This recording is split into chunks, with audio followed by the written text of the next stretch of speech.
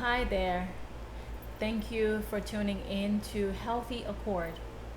On this platform, I speak about all things spirituality so that one can come to understand and realize the rules and regulations and partnerships and accords that influences and supports our life, and ultimately use that to heal oneself accordingly.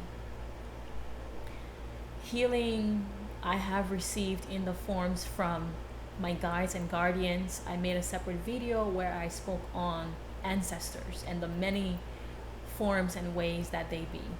So that's part of the rules and regulations, because these are vital, fruitful partnerships that others are just not tapping into, and they ought to be. Healing thyself according to the rules and regulation, I have found, has to do with also the day-to-day activities that we indulge in.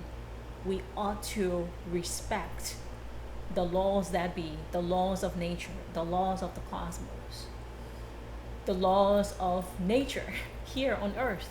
Yes, she has her rules and regulations. The lunar guidance has helped me peek into that, and it humbled me, because when first of all, the way that I found it, I spoke more in detail about that in the honoring video about Asian ancestors and Asian culture. So do check out that video so you can know how I came into this, how I found the lunar guidance. When I, stumbled upon this wisdom online, I read it and I was like, oh, this is pretty interesting. And the very depth of it, the wealth of it, it made me feel like, oh, well, that's too much. One cannot do all these things. That's a lot. But as I was saying all of that, and I was reading about the lunar guidance for specific days, I was just curious. I would come back each day, read it. I wasn't following it, but I was reading it. But something in the stubbornness was making me doubt that I could not follow this.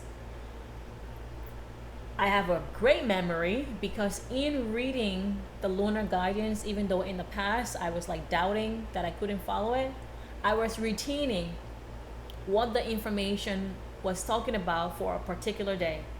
And me and my psychic, observational, acute attention, I started to notice manifestations were happening around me, to me, that the lunar guidance was meaning to prevent.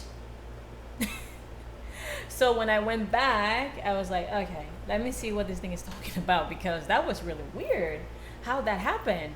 That must have just been a coincidence. So I peeked into it and I was like, okay, I'll just follow one or two. And I started to follow one or two of it. And then I was supported. I received support. And then I did one or two, and I received support there. And I received one. And when I say I received support, at the time I worked a corporate job. So things were happening to me. When I interacted with people, I was interacting with energies and entities that likely plagued them. I was receiving some of the backlash of that. And I needed not to, had I positioned myself accordingly. So I say that to say, this lunar wisdom humbled me in that regard, where I saw things unfolded in front of my eyes that led me to believe that I need not struggle when the support is already there, giving to me freely. Their advice is free, thankfully. And it also humbled me to come to terms with, oh my God, what are we doing? We're going about our day-to-day life on a regular day of the month, whereby we ought to be following the lunar days of the month, because it is the wisdom and guidance that truly rule things, the cosmos, the laws of nature, the laws of earth, and the laws of powers that be, they rule things on these specific days when they are supposed to dominate things. So if you are interested in aligning with peace, if you're interested in not going about suffering and just having things happen to you instead of you preparing yourself and navigate and being protected, you want to navigate better, you want to be protected, you want to receive the love and support that the cosmos are giving to us freely, then the lunar wisdom is for you. The lunar days is for you. After all, an entire continent, Asia, they follow this. They follow this. So, with this wisdom on here, today I shall be teaching about the 23rd lunar day, and each lunar day starts with various symbols. So without any further ado, the 23rd lunar day is saying that the symbol is a crocodile, and there are various names that I made notes of here that I'm finding hard to pronounce, and I do not want to murky the energy by saying a name, incorrectly. My notes I have taken from the lunar horoscope website. I provided rich details of that to you in the description of this video, so do go ahead and check it out and read it for yourself to understand what all of this is about. I'll do my best here to enunciate or use phonics to pronounce some of these names. The symbols they're saying is Makara, Chimera, Inchinna. I'll leave it there. There's another one that I'm not too confident to pronounce. The 23rd lunar day, the cosmic powers that be are saying it is a day of square or cross. It is a symbol of sacrifice, self-sacrifice, sin-repentance, understanding and forgiveness of others. This is the teaching portion of the teaching/sharing. Well, now I'm flipping that. Well, this is the sharing portion where I'm about to share, my personal experience with this in the teaching of this video. Of course, we are here on Earth, and each human being has gone through something. So, personally, I have leaned on the specific days when it is optimal, when it is most good, if I feel like I just want to let go of something, and the forgiveness route of a certain situation involving a certain person in the past, I lean into that and just mentally release it. I mentally say what I need to say and just let it go. Only when I feel into it that I'm ready to do so, of course, that's when I'll do so. And I love that with each moon cycle, the opportunity starts anew. So when I'm not ready for that, I give myself grace there and wait till the next lunar cycle. So I share that to say, by all means, this can be helpful to, of course, us, because we do need to forgive others, that's something that's healthy for us and healing for us, and them too, of course. They, the cosmic powers that be, are saying the 23rd lunar day, we should guard our house on this day. Clean, purify, sprinkle with holy water, fumigate with cumin slash ledum, cleanse house with fire. I'll pause here. Y'all, you can call it whatever you want to call it, but I personally, when I tap into some of these specifics where the powers that be are telling us to do specific act, specific ritual to prevent from specific entities or energies for that day, that's when I realized that I have arrived at a true source that cared for me. Because in a past life, people from certain institutions, they had tried to teach me or tell me that, oh, when someone smack you on the cheek, you should turn the other cheek. And I'm like, no, that does not resonate with me at all. And that sounds wrong. Why would you tell me to turn the other cheek so that they can smack that one and keep doing it for however many ways? No, that's not right. This guidance here didn't make me feel like I was doing anything wrong, because if anything, in a past life, in this lifetime, I got introduced to things like holy water in other institutions. We have definitely been introduced, depending on the household that you grew up in as a child and what the practices they did spiritually, let's just call it that, because they can try to name theirs in any way that they want to give it a different coloring or smell, but essentially it is all spiritual practices that people are doing when they indulge in holy water sprinkling on things or on people, and incenses. So I have been familiar and was introduced to incenses in a past life of this lifetime. I'm having a hard time saying I was Catholic, because I never was. People try to force me to be Catholic, and there was a big struggle there. So here we are. So in a past life of this lifetime, I got introduced to things like holy water, things like incenses. So when the powers that be from the cosmos specifically tell me, guard your house by sprinkling holy water, cleanse with the energy of fire using cumin. Yes, cumin, like the spice you know it to be. That's the one. Cleanse with it.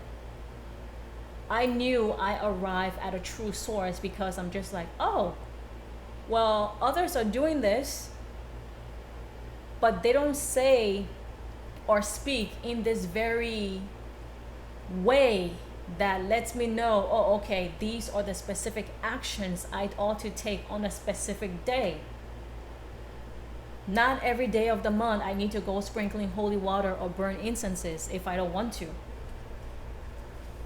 So on a personal note, yes, this is a day that I will do that specific act. I have incense burner. I have my coal there.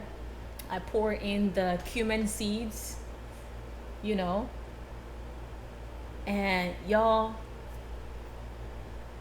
speaking from a psychic, energetic standpoint, I must say, after the cumin seeds burn in the house, yes, the smell lingers, but energetically it feels different. So for some of you that are familiar with folk wisdom, folk guidance, I am absolutely curious to research later and just come to understand the plant cumin. What is its spiritual, metaphysical properties that allows us to benefit from the cumin seed plant in this way? Of course, fire is cleansing too, But the smell of cumin, when it is burned in the space, it is transformational. I'll say that and leave it there. So yes, I follow this practice. Ritual, if you want to call it that. Yes, I do follow that. They go on further to say we should use dairy products. One should not and cannot show anger, do operations. Oh, okay. They're saying don't show anger, don't do operations. So if you were to do a surgery procedure, this is what I'm talking about. People are out here going to doctors and they're just scheduling appointments on any day of the week that they're given and just going out there. So no, sometimes it's not the doctor's fault, because as much as they try to apply their practices and be perfect in all of their operations, there are literal powers beyond their control. So you, the person scheduling your operation, you want to make sure it is not being done on the 23rd lunar day.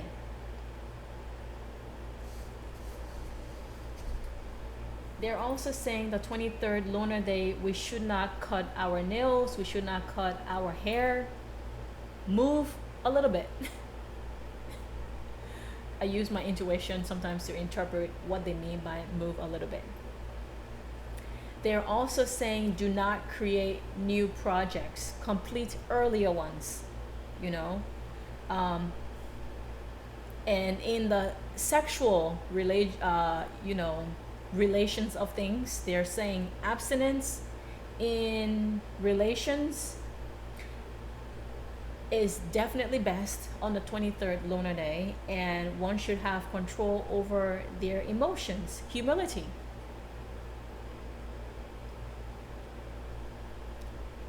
Yeah. So the powers that be are also saying the second half of the 23rd lunar day is complex. So one should transform their sexual energy into creative energy. They cannot be any more clear with that part. So transform your sexual energy into creative energy. Indulge in your creative projects. Channel that energy elsewhere. They're saying it is a good day for completing any housework, but not starting new ones. So for example, if I didn't start washing the floor, I shouldn't venture to start washing the floor that day. If I had started doing laundry that day, a previous day, and there was some laundry to be finished, I want to complete that. And yeah, don't start new projects on the 23rd lunar day, just complete other things.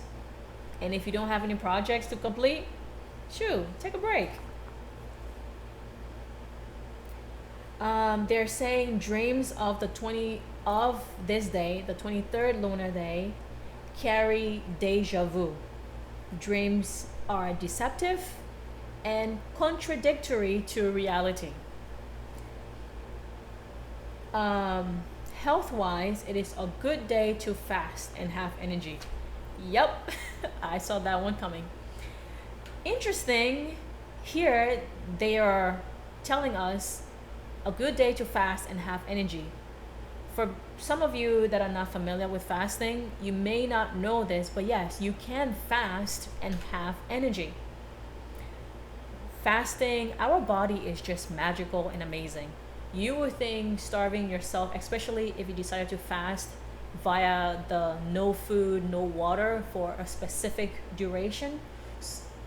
When I did fast in the past, I would do, the moment I wake up, I wouldn't eat, and then I would do like sunrise to sunset, So I wake up, dry fast, no food, no water, and then once the sun sets, that's when I would have food and water that day.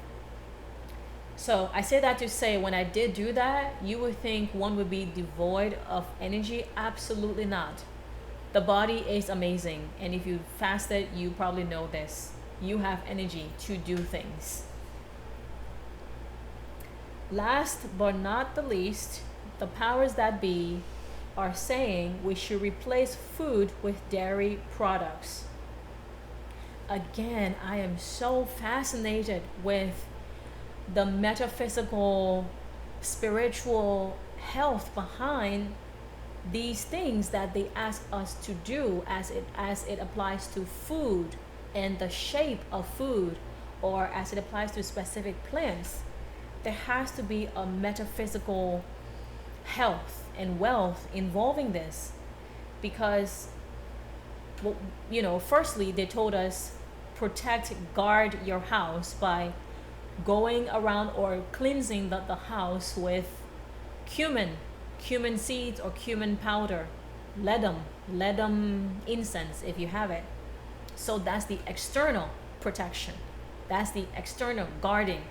And then they're also guarding us internally. For those that are you psychically, spiritually attuned to energies, mentally and other ways, you will notice that yes, when you wear certain gemstones, it helps and supports you. So I am so curious to know, how does dairy products help shift certain energy inside of us when we eat it on certain days? Like, that is just amazing. That is absolutely amazing. The metaphysical rules and regulations, that is, apparently this is so, where based on the rules and regulations, the agreements and partnership that exist in the plant world, in the animal world, when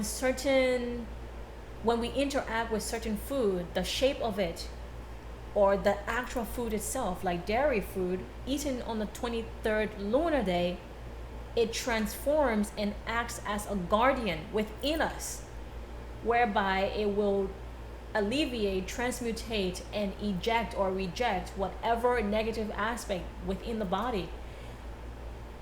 That's my intuition, insight into what I'm sensing that it does. I don't know for a fact, but that's what I'm sensing. I do want to know. I am absolutely curious by this. But anyways, that completes the teaching and sharing of the 23rd lunar day. There you have it. Clearly, we are meant to live each day purposefully, according to the rules and regulations that govern the cosmos, that governs Earth.